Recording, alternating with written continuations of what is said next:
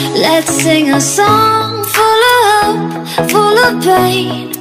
Why don't you sing along, my friend? For it's our last refrain. Forever young, ever strong, ever brave. Hi guys! Welcome to our channel. Welcome sa aming bukid guys. So ngayon guys ay mag-harvest tayo ng banana guys. Dito sa sakahan guys. Yun oh. Ang oras natin ngayon guys ay 5 AM. Umaga tayong mag-harvest guys para walang init guys. Kasi pag tanghali na ang tirik ng init guys. So dito kukunin na natin kasi nang yumuyuko na yung puno guys. Dahil sa mabigat na yung bunga niya.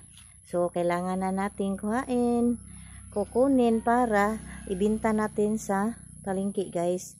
Para magkapira na naman tayo guys dito. Kahapon sana to kukunin namin guys. Kaso lang, hindi pa dumating ang asawa ko. Nagabihan akong maghintay sa kanya. Nandun pa siya sa trabaho niya. So, ngayon lang namin kinukuha na nandito na siya guys. Oh, ito yun guys. Oh, malaki guys. Oh, giant banana guys. Oh, malaki guys. Oh. Grabe guys, malaki. Mga blessings yan guys, galing sa Panginoon guys. So, naniniwala ako sa mga kasabihan ng mga matatanda guys na kapag may itinanim, may aanihin. Kung masipag ka dito sa bukid, marami kang aanihin. So, ngayon guys, hahanap na naman tayo ng iba dyan guys. O, ito guys. Oh, ito pa yun guys, oh. Ano guys, nang hinog na dyan sa puno guys, hinog na siya. Titikman natin yan mamaya guys, pag uwi natin sa bahay. Ipakita ko sa inyo guys. Oh, ito pa yun guys, oh. Alam nyo guys, malaking tulong to sa pamumuhay namin dito sa bukid guys. Kapag wala kaming bigas, yan lang ang kakainin namin guys. Kung wala naman kaming pera guys, ibinta namin para magkapira kami. So, dito kami mabubuhay guys. Kahit merong trabaho or wala, mabubuhay pa rin tayo guys. Kasi meron naman tayong pinaghirapan na mga tanim natin guys na ating inaalagaan guys. Nagmamadali yung asawa ko guys. Kasi yun guys, papasok pa yan 6:30 AM na guys. Papasok pa siya sa trabaho niya. So sabi niya, uwi na tayo kasi papasok pa ako. Malit ako sa trabaho ko. So dito na tayo sa bahay guys. Hiniwalay na niya yung saging guys sa kanyang butay gani guys. Oh. Ito yung hinog guys. Oh.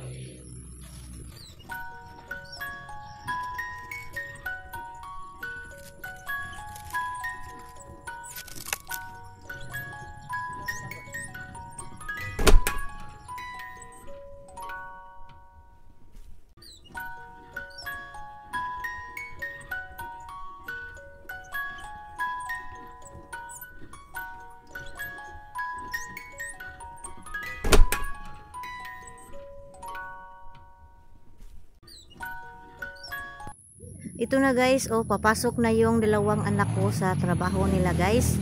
Magkasama sila sa trabaho nila. So, masisipag talaga tong mga bata ko guys. Manang-mana sa ama nila.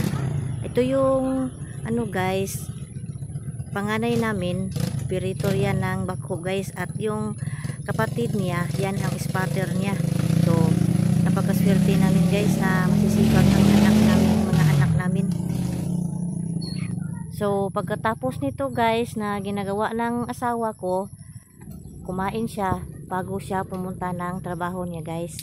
Ito yun guys, oh, sinasabi ko kanina na titikman natin yung ang hinog na saging guys. Nahinog to sa puno ng saging guys. So, titikman natin kasi hinog na at matamis yun guys. Masarap. Masarap yan kainin guys, oh. Masarap yan guys. Ganyan ang napakaganda dito sa bukid guys.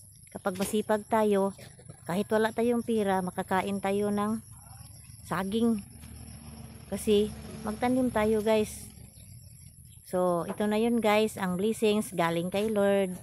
Malaking pasalamat namin sa Panginoon na binigay niya to sa amin. So, maraming salamat God sa mga biyaya. Maraming salamat sa inyong panonood ng aming vlog ngayon. Maraming salamat, at sa hindi pa nakasubscribe, please subscribe my channel and don't forget to click the notification bell para updated kayo palagi sa iba kong mga video guys, and see you soon for my future upload guys. Bye bye!